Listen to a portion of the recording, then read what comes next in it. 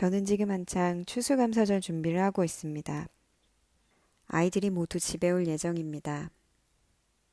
우리는 늘 하던 대로 대초원에서 함께 산책을 하고 보드게임을 하고 텔레비전으로 영화를 볼 것입니다. 추수감사절은 제가 가장 좋아하는 공휴일입니다.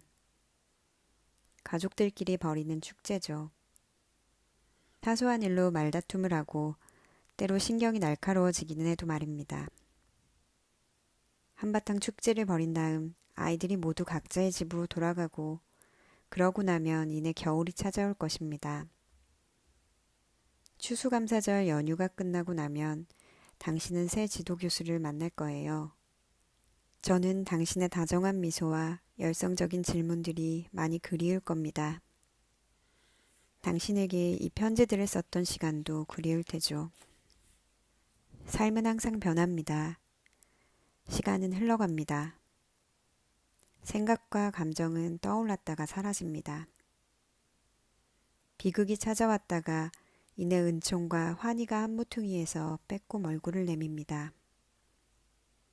관계는 활짝 피었다가 이내 시듭니다. 열정은 차다가 이웁니다. 희망은 약해졌다가 가장 어두운 순간에 다시 힘을 회복합니다. 어떤 일이 벌어지든 간에 현재는 다른 무엇이 대신하게 될 것입니다. 그렇기 때문에 불교에서는 집착을 버리라고 말합니다. 결국 제가 정말로 하고 싶은 말은 이것입니다. 사이사이 즐거운 순간들이 있겠지만 대부분의 사람들에게 삶은 힘이 듭니다. 작가 월리스 스테크너는 이렇게 말했습니다. 우리는 삶에 우리의 흔적을 남기고자 하지만 사실은 삶이 우리에게 흔적을 남긴다. 일부 운이 좋은 사람들은 수십 년을 달콤하게 즐기지만 대부분의 사람들에게 삶의 모든 단계는 적어도 쉽게 흥했던 만큼은 쉽게 쇠합니다. 제가 아는 거의 모든 사람들은 다른 사람들이 생각하는 것보다 훨씬 더 힘들고 복잡한 삶을 살고 있습니다. 부언컨대 이런 깨달음 덕분에 저는 괴짜들과 성격이 나쁜 사람들을 견딜 수 있습니다.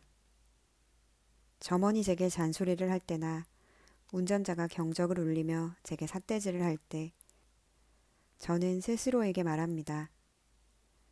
저 사람이 지금 뭘 견디고 있는지 누가 알겠어. 죽어가는 가족이 있을지도 몰라. 아니면 파산 선고를 하기 직전이거나 사랑을 말았던 사람에게서 방금 차였을 수도 있어. 유년기는 오직 회고할 때에만 이상적으로 느껴집니다. 아이들 또한 어른들만큼이나 복잡한 삶을 꾸역꾸역 살아가고 있습니다. 사춘기는 고문과도 같고 청년기는 분노로 폭발할 것만 같고 어른으로서의 삶은 갖가지 문제들로 골치가 아픕니다. 사람들은 결혼을 하거나 하지 않습니다. 그들의 아이들은 자라거나 또는 자라지 않습니다. 사람들은 늙어가거나 늙어가지 않습니다. 노년은 욥의 인내심을 요합니다. 그만큼 길게 산다면 말입니다. 생존하기 위해서 우리 모두는 상처 입은 마음을 안고서 세상을 살아가는 법을 배워야만 합니다.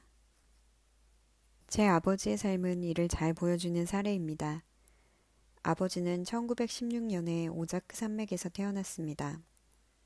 아버지가 아직 어렸을 때 할아버지에게 중증 정신질환이 발병했고 할아버지는 남은 생애 동안 평생을 보호시설에서 보내야 했습니다. 아버지의 가족은 순식간에 사회적 지위와 부를 잃고 비참한 빈곤의 나락으로 굴러떨어졌습니다. 그들은 숲속에 있는 오두막집에 살면서 다람쥐와 거북이를 잡아먹으며 목숨을 이어야 했습니다. 그나마 잡히기라도 하면 말이죠. 그 후 제2차 세계대전 동안 아버지는 위생병으로 참전해 오키나와와 필리핀에서 참혹한 광경을 수없이 목격했습니다. 어른이 되고 난 후 내내 아버지는 자신의 자리를 찾아 분투했습니다.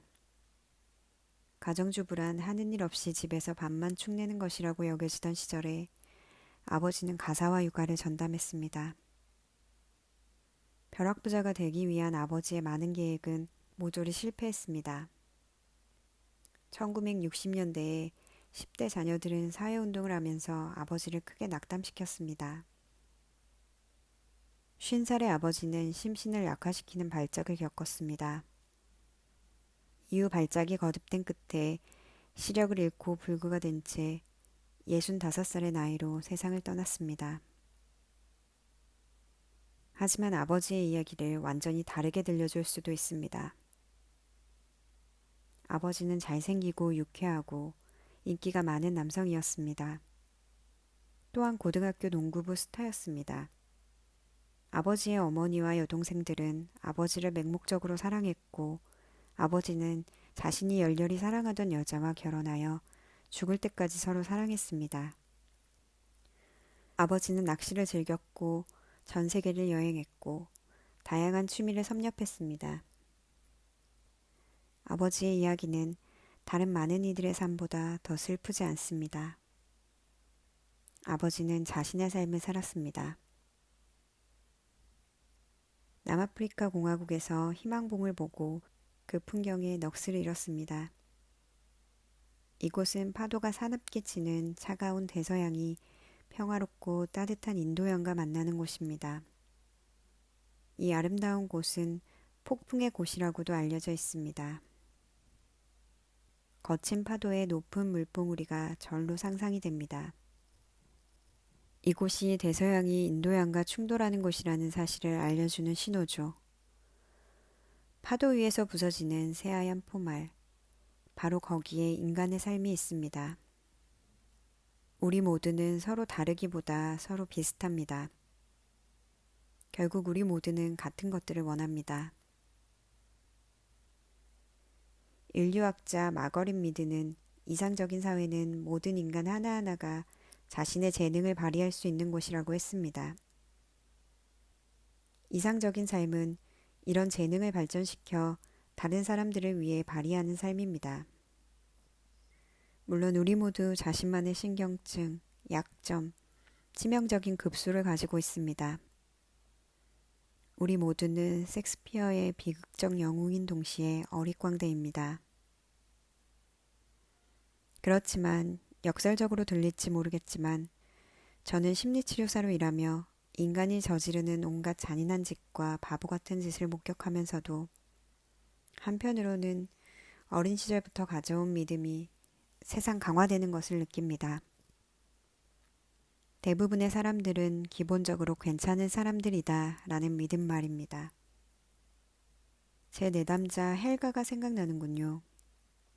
헬가는 중년의 체코 여성으로 집의 지하실에서 돼지를 도축하여 생계를 꾸립니다. 그녀는 대형 냉장고를 아이스박스라고 차고를 자동차 헛간이라고 부릅니다. 그녀는 어릴 적에 아버지에게 신체적으로 학대를 당했고 학창 시절에는 뚱뚱하고 가난하다는 이유로 또래들에게 괴롭힘을 당했습니다. 그녀는 농부와 결혼했는데 그녀보다 훨씬 더 지능이 떨어지는 남자였습니다. 게다가 그는 얼마 안 있어 중병에 걸렸습니다. 헬가는 아이들을 키우고 남편을 돌보고 모든 집안일을 다 하면서 공장에서 일하고 농장을 운영하고 대학 통신교육 과정을 이수했습니다. 그녀가 상담실을 찾은 이유는 남편 때문이었습니다. 남편은 그녀의 지성에 위협감을 느껴 그녀가 대학 공부를 그만두기를 바랐습니다. 하지만 헬가는 대학 교육을 마쳐야 한다고 생각했습니다. 남편이 세상을 떠나고 나면 가족을 부양할 수 있도록 준비를 하기 위해서 말이죠. 더욱이 그녀는 학교를 몹시 사랑했습니다. 그녀는 낮은 목소리로 경건하게 대학이라고 발음했습니다. 헬가와 이야기를 나누면서 평범한 사람들의 용기에 대해 다시 한번 깊은 존경심을 느꼈습니다.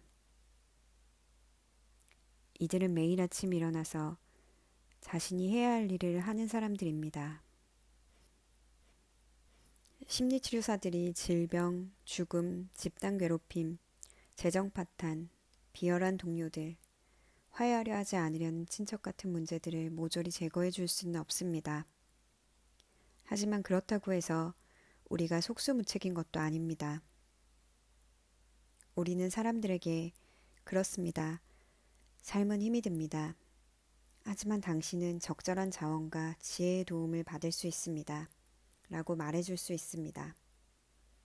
또한 그들의 이야기를 재구성하거나 혹은 그들이 더 신중한 결정을 내리도록 도울 수 있습니다. 저녁 노을을 보거나 아이를 안거나 미루나무 밑에서 춤을 추라고 권할 수도 있습니다. 부처는 삶은 고행이다 라고 말했지만 삶이 비천하다고 말하지는 않았습니다. 우리가 할 수 있는 일은 사람들이 고행을 타인에 대한 공감과 지혜로 승화시키게 도와주는 일입니다. 우리 심리치료사들은 그다지 특별하지 않은 사람들입니다. 하지만 우리는 매우 오래된 아름다운 생각과 연결되어 있습니다. 태초 이래 인간은 항상 샤먼, 민간치료사, 부족의 치유자를 필요로 해왔습니다. 인간은 서로에게 자기 안의 악마를 퇴치하게 도와달라고 간청했습니다. 태초부터 인간은 늘 같은 질문을 던져왔습니다. 나는 안전한가? 나는 중요한가? 나는 죄를 용서받았는가? 나는 사랑받고 있는가?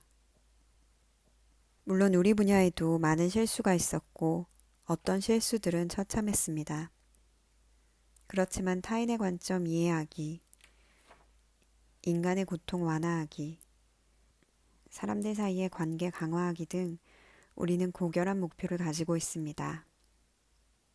우리는 온갖 소란과 영광이 함께하는 우주의 복잡성을 존중하려 최선을 다합니다. 음악가 그레그 브라운은 삶을 잘 익은 메론을 주먹으로 내려치는 것에 비유했습니다. 엄청나게 달콤하면서도 한편으로 형편없이 엉망진창이란 얘기죠. 영적 행동주의의 원칙들 중 하나는 자기 자신을 세상의 고통으로부터 격리하지 말라입니다. 이 원칙은 우리가 세상의 고통에 자신의 마음을 열 때 우리는 세상을 치유하는 약이 될 수 있다라는 뜻입니다. 이 책을 쓰면서 저는 심리치료사로 일하는 것이 제게 있어서 단순히 생계를 유지하는 수단을 넘어서 저 자신의 삶을 일구어 나가는 것 그 자체라는 사실을 깨달았습니다. 간단히 말해서 심리상담은 다른 사람에게 관심을 기울이는 하나의 방식, 가장 순수한 형태의 사랑입니다. 로라, 우리가 하고 있는 일보다 더 좋은 일은 없습니다. 당신이 1년에 걸쳐 꽃봉오리를 맺고 만개하는 모습을 지켜보는 일은 제게 커다란 즐거움이었습니다. 당신은 훌륭한 심리치료사가 될 것입니다. 우리의 세계에 온 것을 환영합니다.